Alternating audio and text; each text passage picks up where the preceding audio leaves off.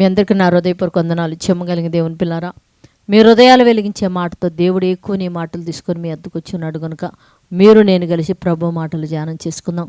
రాత్రి కాలం నుంచి మిమ్మల్ని, మీ కుటుంబాన్ని, మమ్మల్ని, సంఘాన్ని, భూమి మీద ఉన్న ప్రతి బిడ్డని జ్ఞాపకం చేసుకొని ఊపిరిని జీవాన్ని దయచేసిన దేవుడికి మన ప్రభు అయిన యేసుక్రీస్తు వారి నామములో శిరసు వంచి వందనాలు తెలియచేసుకుంటూ చెమ్మగలిగిన దేవుని పిల్లారా, దేవుడు ఈరోజు ఏ మాటల చేత అయితే మన హృదయాలు వెలిగించుకోవాలంటున్నాడో వాటిని ఒకసారి మనం ధ్యానం చేసుకోగలిగితే, మరి యెషయా గ్రంథం 53వ అధ్యాయంలోనే 5వ వచనంలో ఒక మాట రాయబడింది. మన అతిక్రమముల క్రియలను బట్టి అతడు గాయపరచబడెను. అంటే మన భూమి మీద నివసిస్తున్న ప్రతి ఒక్కళ్ళ ఒక అతిక్రమ క్రియలను బట్టంట యేసుక్రీస్తు వారినంట కలువరి శిలువలనంట గాయపరచబడ్డాడంట. దేవుని పిల్లారా, ఆయన శిలువ మోసేటప్పుడు గాయపరచబడ్డాడు. ఎందుకు?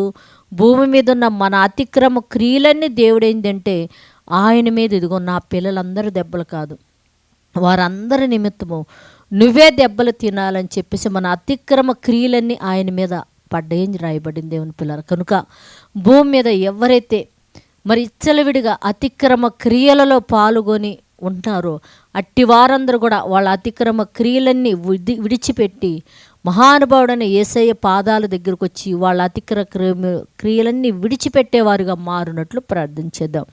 పరిశుద్ధుడా, చేయగలిగిన మా పరలోకపు తండ్రినైనా, మా అతిక్రమ క్రియలను బట్టి యేసుక్రీస్తు వారు గాయపరచబడ్డాడని రాయించావు తండ్రి.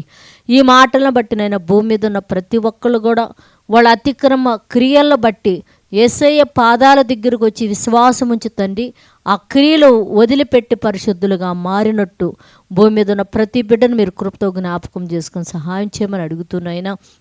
ఎంతమంది అయితే ఈ మాటలు ఎక్కువనే నా తండ్రి లైవ్ చూస్తున్నారో వారిని, వారి కుటుంబాన్ని మీరు ఆశీర్వదించండి, దీవించండి నాయన.